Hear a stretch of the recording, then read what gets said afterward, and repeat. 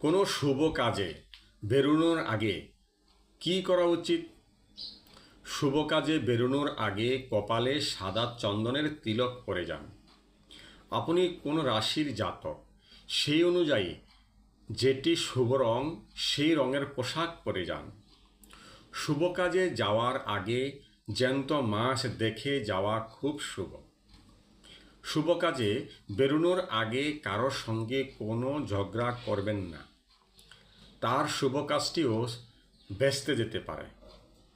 শুভ কাজে যাওয়ার আগে একটু দই ও চিনি মুখিয়ে দিয়ে যেতে পারেন, সাফল্য আসবে। শুভ কাজে যাওয়ার আগে প্রথমে গৃহদেবতা, ইষ্টদেবতা এবং মাতা পিতাকে তাদের অবর্তমানে ছবিতে অবশ্যই প্রণাম করে যাবেন। এনাদের আশীর্বাদ বিনা শুভ কাজ হয় না।